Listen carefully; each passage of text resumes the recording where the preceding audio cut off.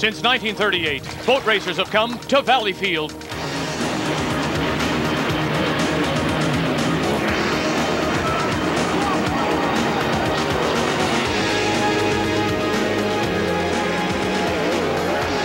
The greatest show on water, it's the Export A Hydroplane Series on TSN as we kick off our summer of hydroplane racing with the 58th annual Valleyfield International Regatta from Valleyfield to Salaberry, Quebec.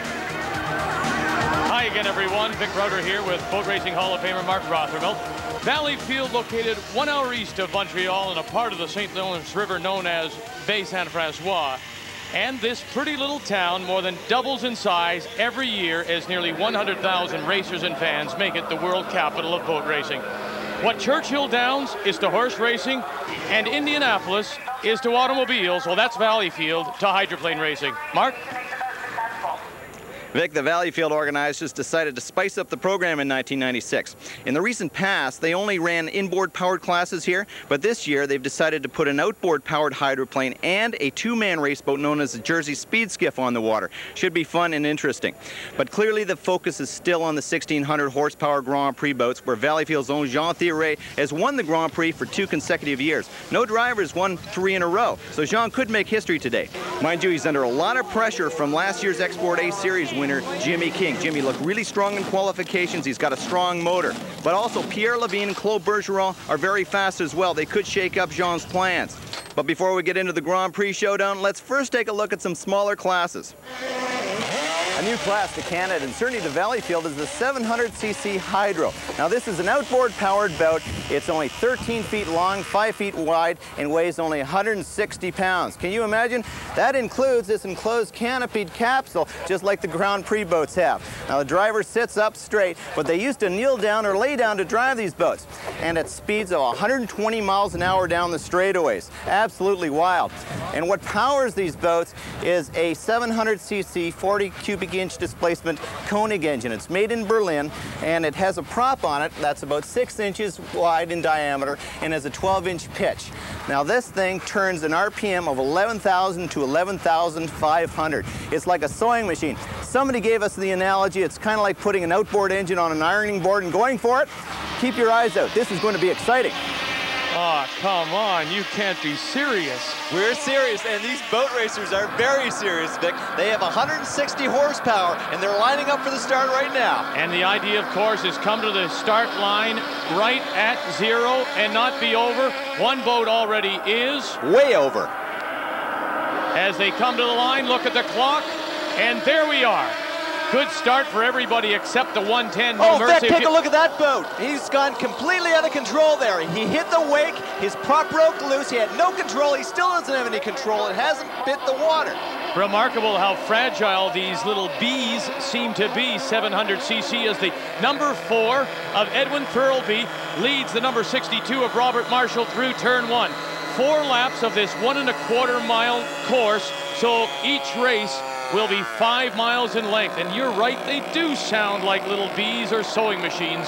This is like a hornet's nest out right now. We've got Marshall tracking down Thirlby. Marshall is really flying, but there's Thirlby coming into the corner. Now these boats are very much like a Grand Prix boat. As you can see, they're riding flat. They have 2 sponsons, a flat surface at the back, and they're bouncing around the corner a little bit. It's a little bit turbulent in that turn.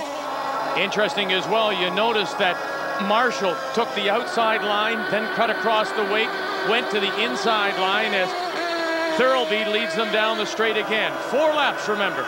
Now what we're going to see here, Vic, is these boats are not very much like Grand Prix boats when it comes to fighting it out with another competitor. These drivers can cross each other's wakes. They don't have the force of water coming off the skid fin and the propeller to slow them down. So these guys are going to change positions.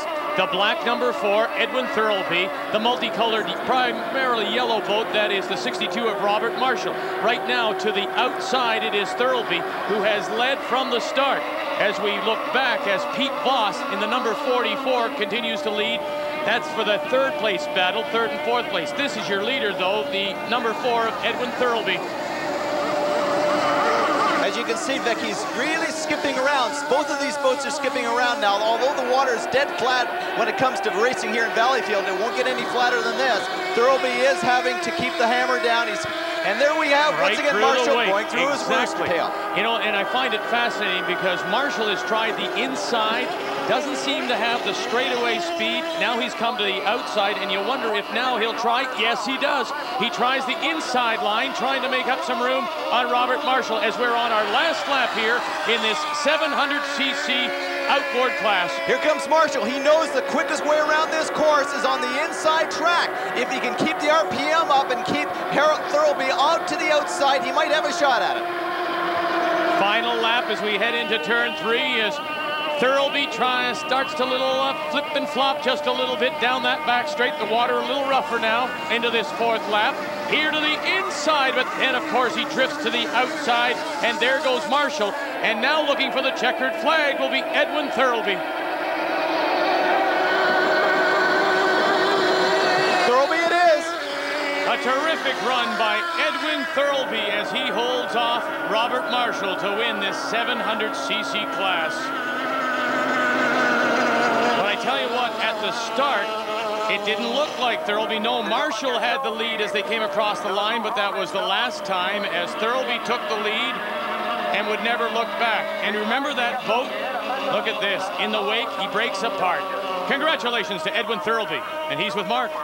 How do you like racing in Valleyfield? Oh boy, it's unreal out there. The crowd, the water, this is a great place to be. Now we had super calm water for you. That doesn't happen often here. No, I've heard that it doesn't happen often, but boy, water was just fantastic out there. You had a great start. Appreciate it. Mike Spotter was telling me go, go, and I was holding back a little because I didn't want to jump. Congratulations, great race. Thank you very much. You bet it was. Edwin Thirlby, the winner in the 700cc class. First look, what a class it is. TSN's coverage of the Valleyfield Regatta is brought to you by Export A, by the Industrial Tool Division of Stanley Proto, and by iTech, clearly the best protection in sight.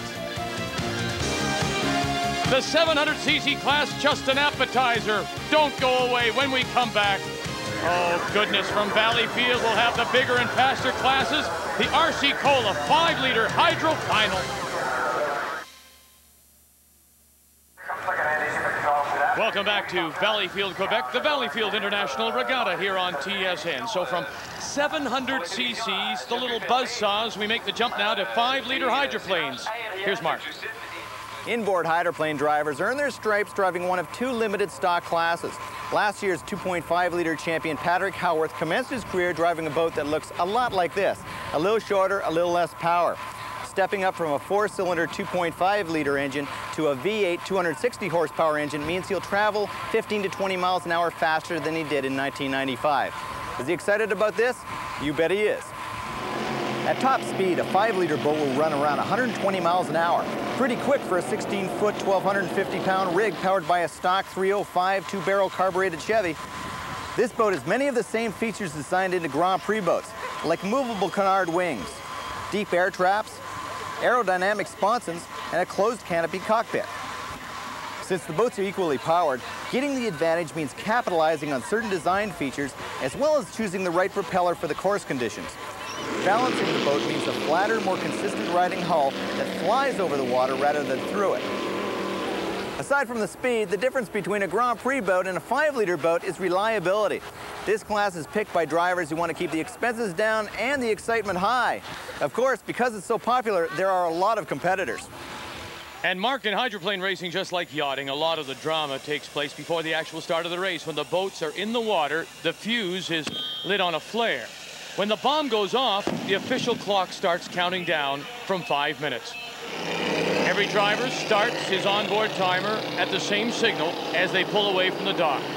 So they have 5 minutes to warm up and jockey for the inside starting position. And a field of 10, international from Florida, Keith McMullen in Plumber's Friend. In CE5, we have last year's champion in 2.5-liter Patrick Howarth driving the iTech boat. From New York comes Jeff Linkner and Phase 1.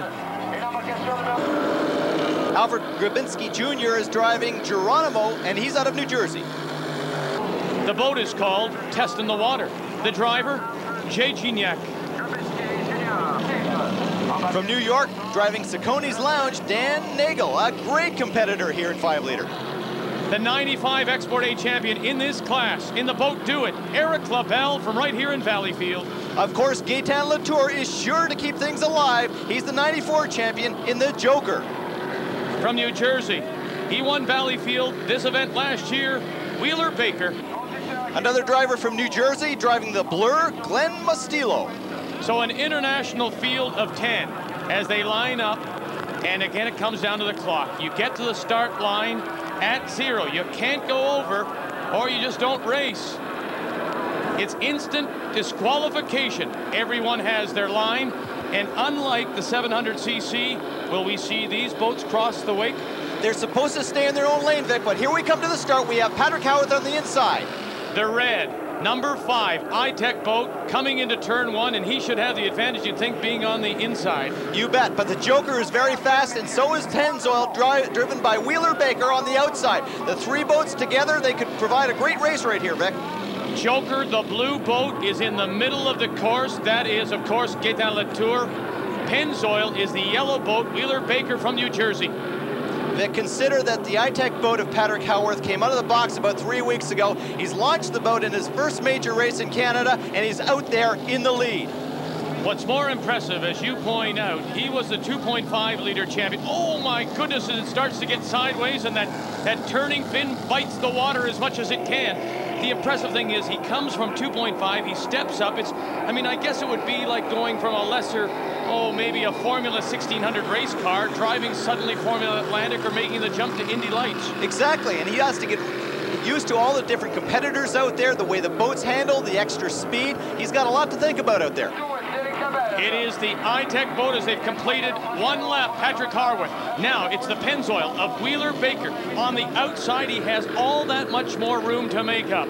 Wheeler Baker likes to drive the outside of the course. He likes to keep his speed up, his RPM high, and float around those corners and take off down the straightaways. Now, Wheeler Baker won last year's race at 73.838 miles an hour. He's going for it again. That's the Joker. That's Gaetan Latour from Quebec as we go back with the leader. Now, is it tougher to run the inside line as he is, or in fact, do you scrub off less speed if you're Pennzoil on the outside? Well, it depends on what your prop is for the day. I mean, Wheeler Baker obviously has a big prop, a higher pitch prop than Patrick might have. Patrick's also doing some testing this year with 4- and 5-blade propellers. So if you decide to take the inside line, you set up your propeller accordingly? You bet. You get the smaller propeller, perhaps something to give you a lot of turning speed and keep the acceleration fast.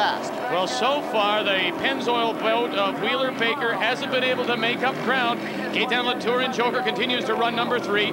4 laps around this 1/4 mile, 1 1/4 mile course for a total of 5 miles. There's Wheeler Baker again. Right now, he is pushing, like Patrick has to keep looking in his mirror saying, hey, Wheeler Baker's right behind me. I can't believe him out front. And there's Eric LaBelle, last year's champion. Eric LaBelle in one of the few really open cockpit boats, as most of them, the 3 leaders anyway, 1st, 2nd, and 3rd, are all closed cockpit, including Patrick Howarth and this man, Wheeler Baker. That makes it a whole lot easier when you run through a rooster tail or if you hit a corner hard and you're bouncing around. But right now, there's the Joker. He's got a lot of experience. He's heading off after Patrick Howarth. Howarth has a lot of competition out here today. On the final lap, Patrick Howarth making the jump from 2.5-liter to 5, and what an impressive debut this will be if he can hold on now through turns 3, 4, and down the stretch to the checkered flag. For Patrick Howarth to come out here in this first race of the year and dominate like he is, this sets him up for the entire year. There's a lot of emotion going on in the cockpit. He wants to do it for his owner, Russell Howarth. We talked, though, as well about the step up for the driver. It's a step up for the crews as well. The people who work on this boat, they're working on something totally new. How do they set it up? Look at it bite, look at it bounce. As he comes down through turn 4, we'll head down the stretch looking for the checkered flag. What a fabulous driver. Patrick Howarth, his first win of the season coming up right now. Marvelous win for Patrick Howarth, who makes the jump from 2.5-liter to 5-liter, and it's a success. The Pennzoil will finish 2nd. Wheeler Baker from New Jersey. As we look back now, this is the start of the race. And at the start, it was Gaetan Latour in Joker at the line having the lead. He's in the middle. Pennzoil on the outside, but on the inside, the all-important inside line, it was, of course, Patrick Haworth, the winner in the 5-liter hydroplane. Patrick, a 2.5 champion, goes on to become a 5-liter champion. Yeah, it feels great. We did very good this weekend, and you know, I'd like to thank my team, Sylvain Bones, Warren Haworth, and Russell Haworth, who started this project, and it's a good feeling. You know, I win this for my aunt who died in April, and she was with me all the time. Patrick Haworth, the winner in his 5-liter debut. Wheeler Baker second, Gaetan Latour third. We can also tell you that last year's 95 5-liter champion Eric LaBelle from Valleyfield and Dewitt, he finished fourth. It's going to be tough. Hey, you looking at me? Eric LaBelle is going to find it tough if he hopes to do it again in 1996. What a terrific drive for Patrick Haworth, the winner in 5-liter here in Valleyfield. Coming up, the Jersey Speed Skiffs. Seldom does time stand still in motorsport, but here's a class that has maintained its integrity since 1945. It's called a Jersey Speed Skiff, and it was originally patterned and designed after the fishing skiffs that became much better known for running rum during the Prohibition years in New York and New Jersey. Now, here's a compartment that actually was used to stash the rum. Now, believe me, it's not going to happen here today. This boat is a race boat. It's actually 16 feet long, made entirely of fiberglass, has an absolutely flat bottom, which makes for a very bumpy ride, and it's powered by either 283 or 305 Chevy engines that put out about 320 horsepower. This boat will run at speeds in the 90-mile-an-hour range here today. Unlike every other class you'll see here today in Valleyfield, this boat holds 2 people. 2 people get to share in the fun. You have the driver and you have a rider. Now, if you go back to the days of Prohibition when they were running rum, the rider had some responsibilities, like looking out for the police. Today, he gets to look over the driver's shoulder, make sure he can change lanes safely. He helps him with his starts, a few other things he gets to do. But this boat is every bit a race boat in totality. I'll tell you, you have the roll cage, you have your seat belts. At 90 miles an hour, these boats become very unstable, as you'll see. It's a very spectacular class to race and to watch. Mark, it reminds me a lot of automobile rally racing. The driver, co-driver, the co-driver, of course, in cars is navigating. Here he looks over his shoulder for other boats. A field of 8. Number 30, Robert Rousseau, Denis Cote. Cote is a mechanic for Jean Fiore. Remember that boat I was sitting in? It belongs to James Baturla and Roger Harris. They are driving flying high, and they're carrying one of our onboard cameras. Get a good look at how rough a ride it is. The 712, it's the Baturla brothers again, this time Mike and Jim Baturla just flying, and also a camera on board here. Tommy Thompson and Ken McMullen are driving the Gambler. They're the U.S. national champs. They'll be driving fast today. And a good look here, the camera over the shoulder, so another look with the U.S. champions. Number 6, George Kennedy, Barbara Kennedy. They're both built for pleasure. And Martha Atkins and Tom Pacarduni in Rolling Thunder. They're going to be running real fast. Martha's the driver. Number 99, Scott Hindman and Dave Greenlaw in Very Sherry. And in our final entry, Robert Davidson and Cesar Sinanelli in S&S Express. A field of 8 are lined up, and they'll come to the starting line. Again, the clock all important. They'll do 4 laps. It's 1 1/4 miles around, total of 5, and here they get it revved up. Hit the line at 0, and you're underway.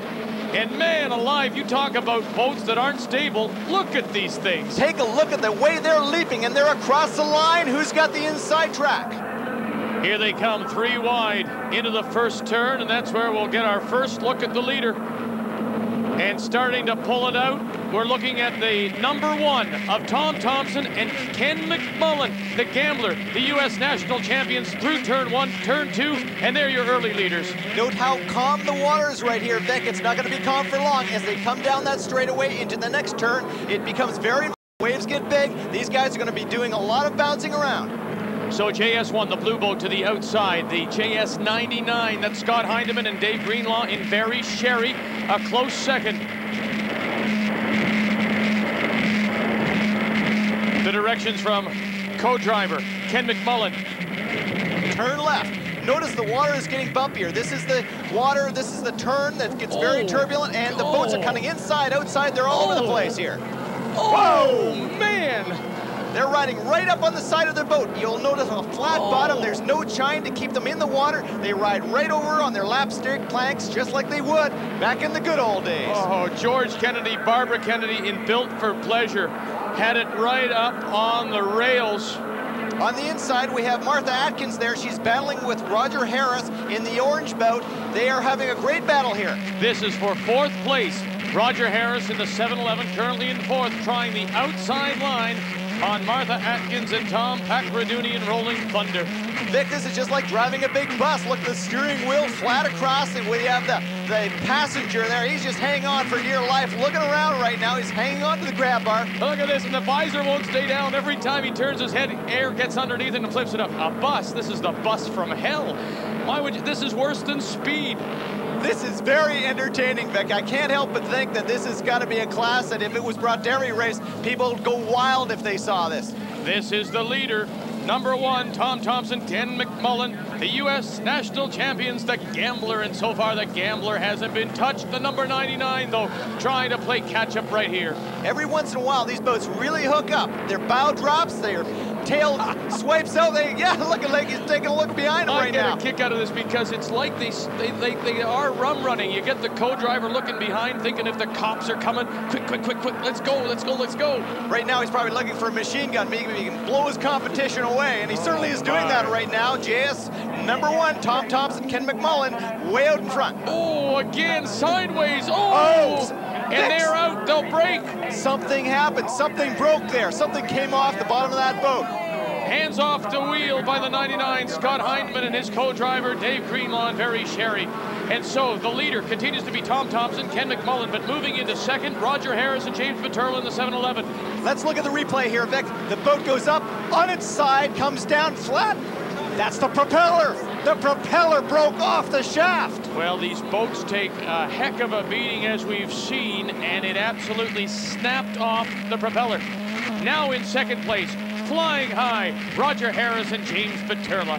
What a ride, Vic. These guys are bouncing all the way around. Once again, we have Tom Thompson, Ken McMullen, and the Gambler. U.S. national champs going for the Valleyfield win. Looking for the checkered flag, the thumbs up, the high fives from co-driver Ken McMullen. And after a wild ride, they'll take the checkered flag. Coming in 2nd, Roger Harris and James Paterla in flying high. And they were flying high the entire ride. And we look back now for the 3rd place boat, and what a battle it is. The 712, Mike Paterla, trying to hold off Martha Atkins in Rolling Thunder, and he will come to the line, the 3rd place finisher. Congratulations. Yes, they are number 1. Yes, we survived. The Gambler pays a big dividend. And again, a look at the number 99, Scott Hindman and Dave Greenlaw, as it breaks. Now watch the bottom of the boat and watch what happens right here. Kaboom! The propeller flies off. That propeller's worth about $1,200, Vic. Tom Thompson, Ken McMullen come to the dock. McMullen saying, 4 times we've won here in Valleyfield, and we survived every time to talk about it.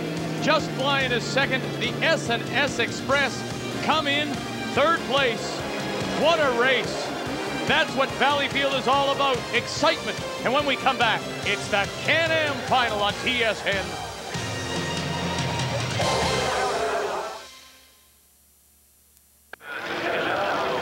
The Valleyfield International Regatta from Valleyfield, Quebec continues here on TSN as we get ready now for the Can-Am boats. And with a description and to tell us all about it, here's Mark.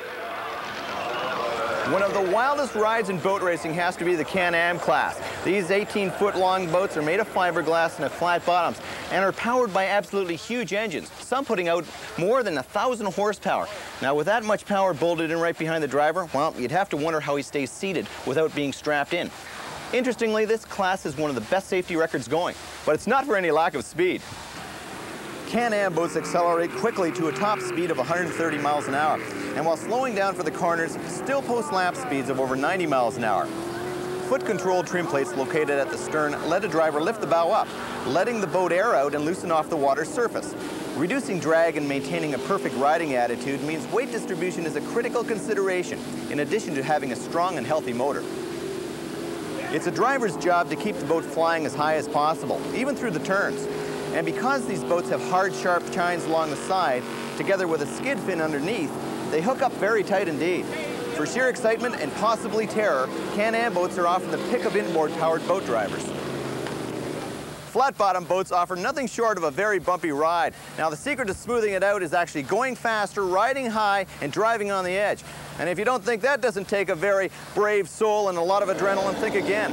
Can-Am drivers are born to be wild. Born to be wild, a field of 10, and it's appropriate. The first driver, 12, John McCreath from Carrying Place, Ontario. He drives plain insane. And René Beauchemin driving from St. Anne des Sorel in Miss Maud.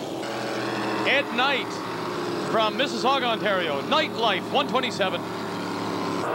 And here we have the Rainmaker, Eric Hahn, the defending Export A champ. He's running fast. From New Jersey in the 529 comes John Schurer. Driving boat number 690 is Dale Hernandez Jr. from Minnesota in the wildest paint scheme on the water. Number 52, it's Mickey Rooney. No, it's Bud Allerton from California in Grumpy One. And James Nader, here we have from New York, the Mad Dog. Out of Staten Island, New York, Eric Tolmes in Already Gone. And driving the boat Summer Heat in the Summer Heat is Tom Richmond from Pennsylvania. A field of 10 will come to the line. Again, 4 laps.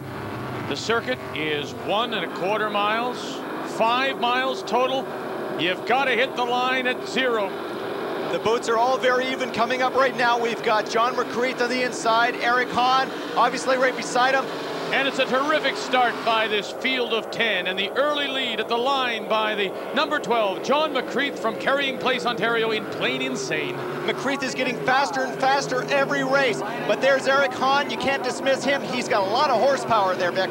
But again, marked to the outside, as the inside is McCreath, the outside is the defending champion, Rainmaker and Eric Hahn. Take a look at that, though. Eric Hahn seems to be able to just stand on it and accelerate down that straightaway.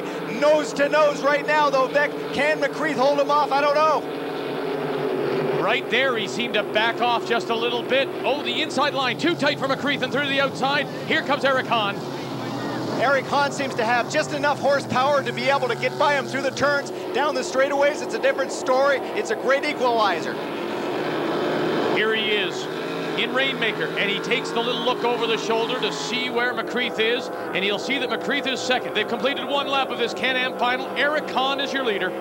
Eric Hahn can't stop to breathe right now. There's McCreath going for the inside. Can he make it? He's got the inside. Eric Hahn cannot come over to him. He has to have at least 4 boat lengths before he can move into that lane. Looking back in the field, you see the number 29, 529, John Schurer, and the number 80, James Nader. They're battling for 3rd and 4th. But right now, it is all Eric Hahn. Eric Hahn has his own way right now. The boat is called the Rainmaker. Is it going to rain here in Valleyfield? You never know. The clouds have come in. It's been a beautiful day. But right now, we know Eric has a beautiful day in the lead. You know, it's something we can relate to auto racing. It doesn't matter how much power you have, and you talked about 1,000 horsepower. If you cannot translate the power to the road, or in this case, the water, it doesn't matter. And this is something that Eric Hahn has been able to do as defending champion, and again here, is to translate all the power and somehow get it through the prop, and look at the drive.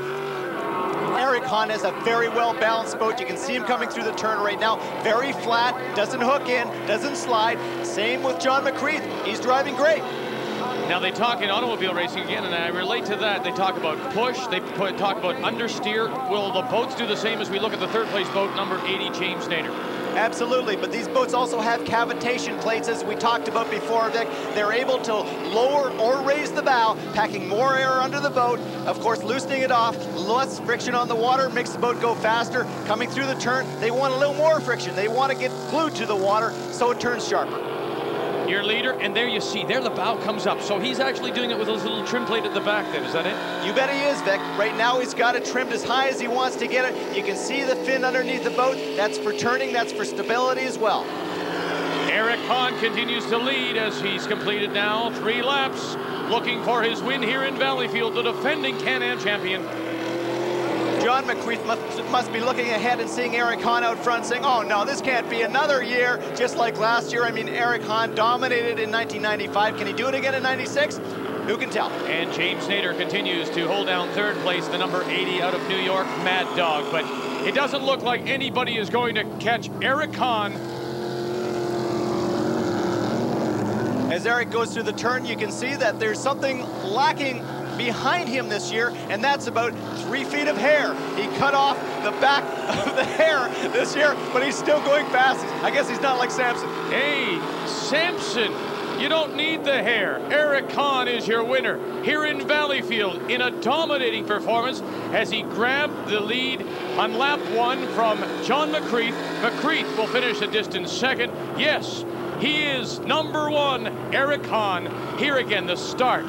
And it's McCreath at the line, Hahn second, but that boy disappears quickly. Take a look at McCreath. I mean, this was his one and only chance to grab the lead, get out in front of Eric Hahn, who has a lot of horsepower. You can see the power of Hahn coming up behind McCreath. And what's more impressive is the fact that McCreath has the inside line and from the outside, and how smooth he is. Look at this now. This is on lap 1, and he just absolutely goes by him. It's a drag race down the back straight, and it was race over as Eric Hahn goes on to the win. It helps to have power. You bet 1,000 horsepower, a great run for the defending champion.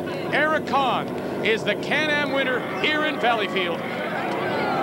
Eric, 2 races in a row. You're a grand winner here in Valleyfield. Oh, it feels good. We got it last year and we got it again this year, and I feel very fortunate to be here. I'd like to thank all the sponsors that are involved here with the regatta for having us back. We hope to be back again next year. Congratulations to Eric Hahn in Rainmaker. He's the Can-Am winner. Plain and St. John McCreath second, followed by James Nader from New York and Mad Dog. Coming up, it's the Grand Prix boats. Jimmy King getting strapped in. What does it take to be a Grand Prix boat driver?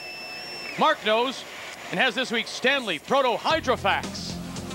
To quote one of the quickest guys on the circuit, Jimmy King, a driver's job is to go fast, turn left, and stay ahead of the competition. Well, staying ahead of the competition isn't very easy, especially with so many things going on in the cockpit of a Grand Prix boat. Once a driver actually gets strapped into this custom-tailored seat, he snaps his wheel into place, and a lot of things happen right there. You have these trim switches on the wheel, which let you control the canard wing at the front, which either increases or reduces the amount of air flowing under the boat. It's a big job. You also have to keep your eye on your instruments. You have an oil pressure gauge and water pressure gauge. Just in case you don't see the pressure, you have a big light here in case something goes wrong. You have switches here, you have fuel gauges here. You've got a lot of things going on, and it isn't a very easy job to drive one of these things. Now, just hanging onto this boat going down the straightaway is an armful. In fact, you almost need 3 arms, especially in the turns where you get up to 6 G's upon you in the pressure. It's just unbelievable. Now, a driver's job isn't an easy one, but it does have its rewards, especially when you take the checkered flag. And that's the question. Who will take the checkered flag in the Grand Prix final? That's coming up when we return to Valleyfield, the International Regatta, here on TSN.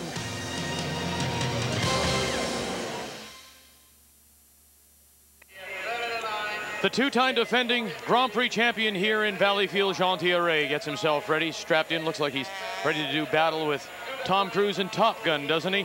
The Grand Prix boats are ready to go. And here's Mark. Every motorsport has its premier class, and in hydroplane racing, this is it. It's called Grand Prix, and almost every driver here in Valleyfield aspires to drive one of these awesome machines. Grand Prix boats are the largest, the fastest, and the most dangerous boats on the water.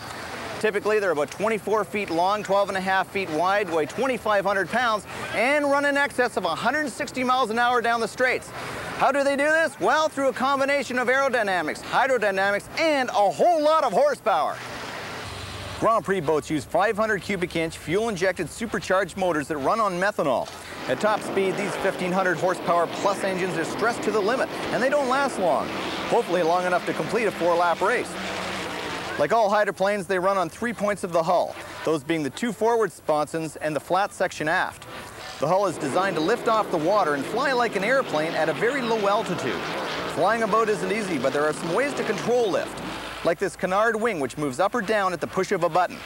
When the wing is lowered, air is packed under the boat to loosen it up, accelerate quicker, and go faster. Trimmed up, the bow drops, and the amount of air under the boat is reduced, and therefore downforce is generated. Now, turning one of these boats would seem to be a challenge, but features like a staggered cockpit, wider right sponson, this massive skid fin, rudder, and the proper choice of propellers make high-speed turns possible. At top-end speed, these boats are missiles, which makes safety a priority.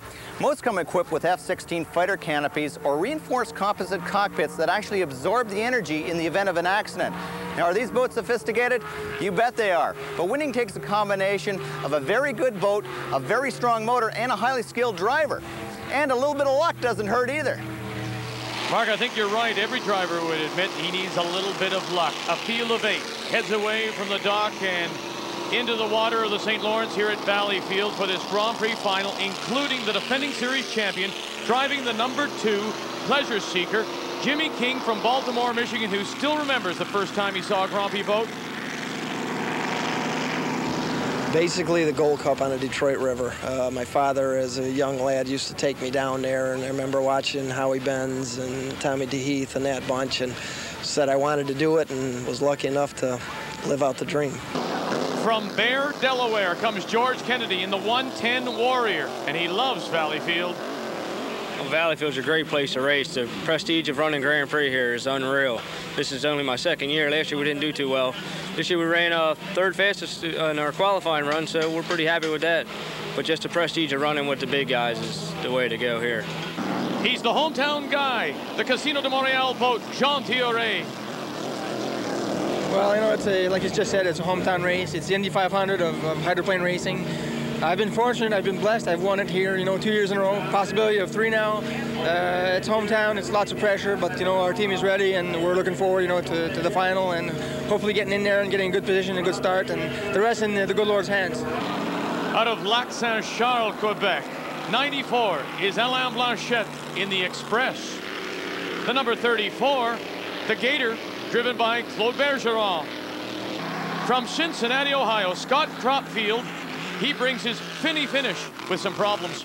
In the time trials, we had a problem with the rev limiter in the motor. It wasn't letting it run full speed, so we're a little disappointed there, but I think we're going to do well. From Maple Grove, Quebec, just outside of Valleyfield, Pierre Lavigne, the number 55, Valvoline. He thinks he can be there. I think we are quite competitive. Speed-wise, last year we ran exactly the same speed in time trials as Jimmy King just ran this year.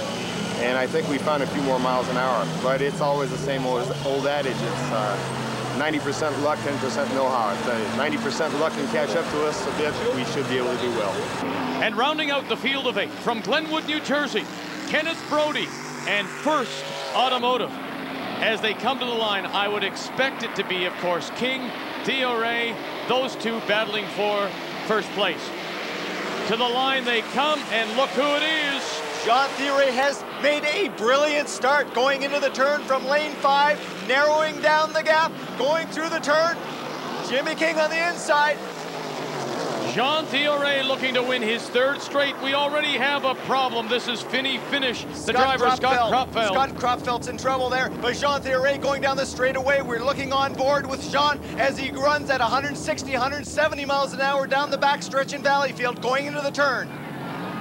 Through turns 3 and 4, through the choppiness of the wake, of course, these boats kick it up.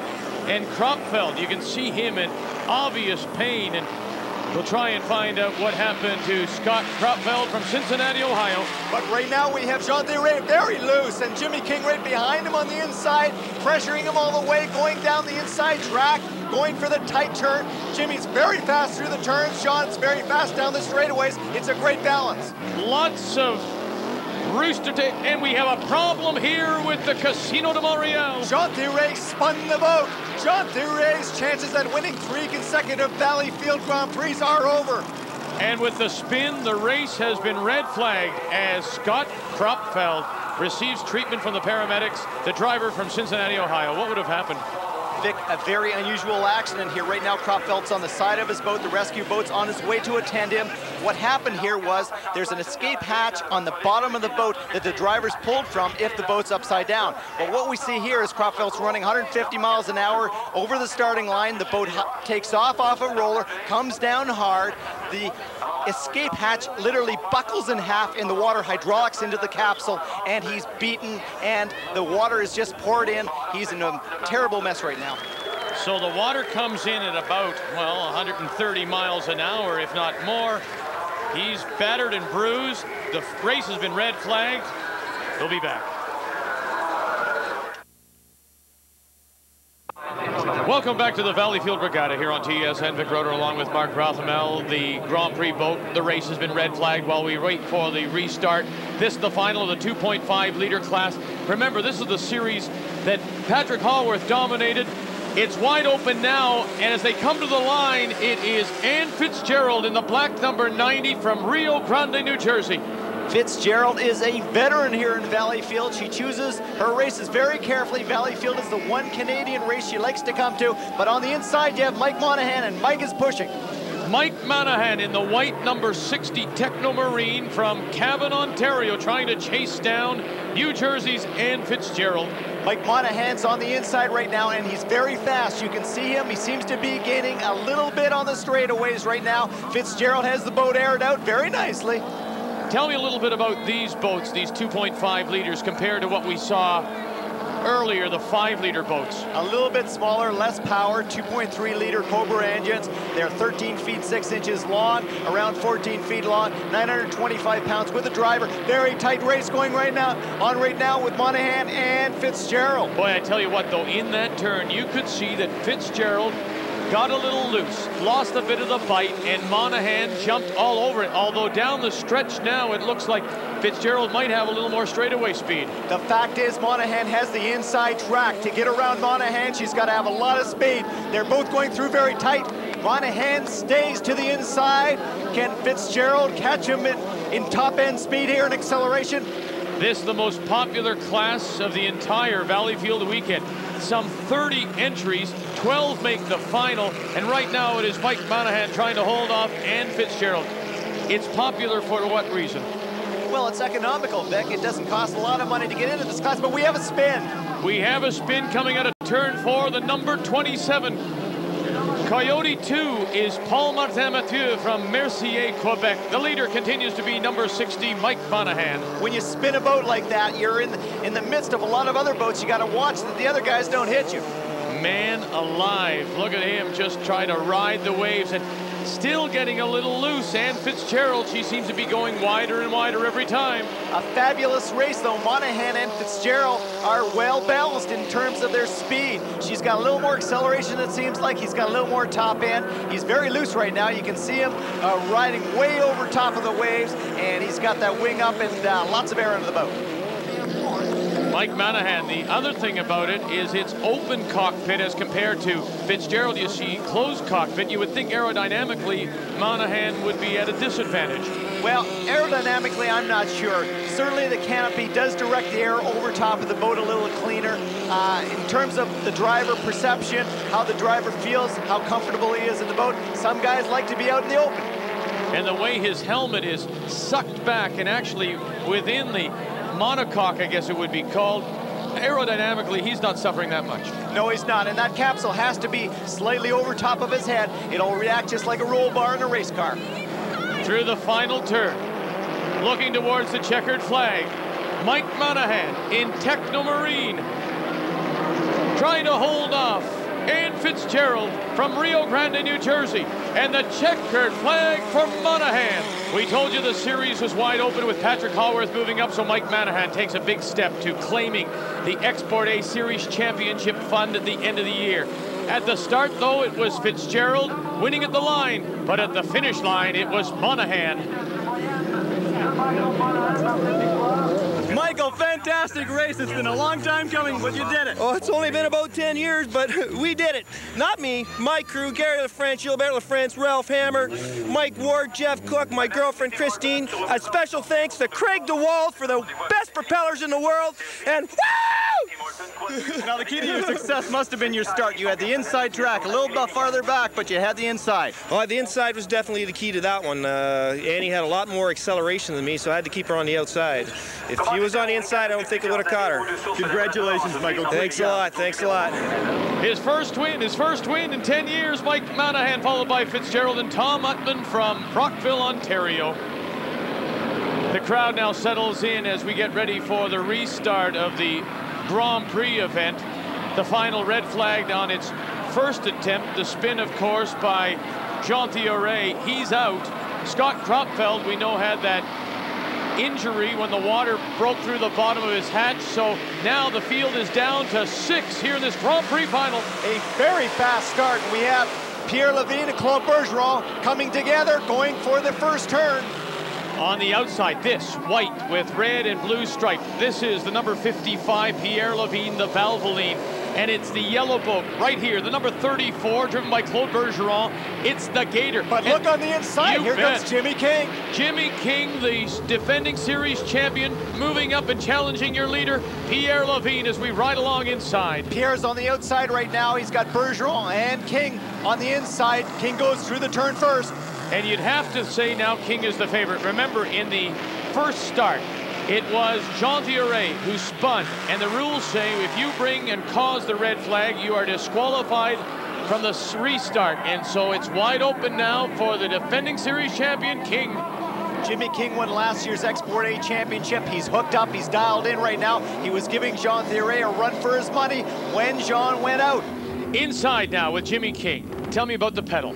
Right now, we just have one foot on the gas pedal. Obviously, the other foot is just bracing. He's got 2 plates on the side of the gas pedal so his foot doesn't come off. He's down the straightaway right now, 160, 170 miles an hour, going through the turn. Basically, he tries to flat-foot it around. That's keeping his foot all the way down on the accelerator. And look at the G-forces. You can tell just by the driving suit. What kind of forces would he be pulling here? He can get spikes up to 7, 8 Gs in that corner. Man. 5 Gs for sure, just going around a normal corner. You can see the water looks pretty flat right now, but believe me, it's bouncy. The battle for second and third, of course, the yellow boat, Claude Bergeron, the white boat, Pierre Levine. Bergeron going through the turn, very smooth right now. As well, we have the Medical Profiles boat driven by George Kennedy, and King is slowing. Oh my, what a Grand Prix final this is. In the opening heat, it was, of course, Jean-Théoret, and now your new leader is Claude Bergeron. The Gator has the lead. A big surprise here right now. Brian O'Connor, the owner of the boat, normally drives this boat. Claude Bergeron was substituted, but here we have Jimmy King down in the water. It's a remarkable story. Jean-Théoret, the 2-time winner, red flag when they first start. Now, you'd have to think you'd hand it to Jimmy King, and he breaks. And so now it is all Bergeron trying to hold on the final lap, the Grand Prix final here at Valleyfield. Bergeron is very fast. He's a very determined driver, but he hasn't been able to win in the past few seasons. Here we have Pierre Levine. We're on board again with Pierre as he's following Bergeron. Could Pierre come in second here? Could he come in first? I mean, this is a real surprise. Absolute buffeting, body pounding as Bergeron comes through 3, comes through. Whoa! Hold on, barely Bergeron holds on to that. Here he comes, Claude Bergeron, the Gator, looking for the checkered flag. Take it easy, Claude. Just get across the finishing line, and he does it. It's a win he couldn't have expected here in Valleyfield, but he'll take it. Second place goes to George Kennedy from Bear, Delaware in Warrior. And third place goes to Pierre Levine in Valvoline. A replay of the start, and at the line, it was Bergeron by just a nose over Levine. But then going into turn 1 from out of nowhere comes the defending Export A Series champion from Baltimore, Michigan, Jimmy King in Pleasure Seeker. And it looked like it was his to win until, in the rain, they were tears of sorrow as King breaks. Bergeron goes on to pick up the win here in Valleyfield. Here's Mark. Claude, you're a surprise winner here in Valleyfield. Oui, on est très surpris. On était bien confiants de gagner à Valleyfield tout tard. On a venu à 2 doigts de gagner l'année passée. Cette année, c'est fait. Claude's a pretty happy guy right now. He substituted for Brian O'Connor, who had a sore back this weekend. He went out, he won the race, he did it honestly, and he's a true champion. Claude Bergeron, the surprise winner, you bet, followed by George Kennedy from Delaware and Pierre Levine. The Grand Prix final here in Valleyfield, and it's all brought to you by iTech. Clearly the best protection in sight. By the Industrial Tool Division of Stanley Proto. And by Export A Inc. This is just the beginning of an exciting season of hydroplane racing on TSN. Our next event, Sunday, August the 11th, Ville-Marie, The International Regatta, 1:30 p.m. Eastern Time. Now, on behalf of Mark Rothamel and our entire crew, I'm Vic Roeder. Thanks for joining us here in Valleyfield.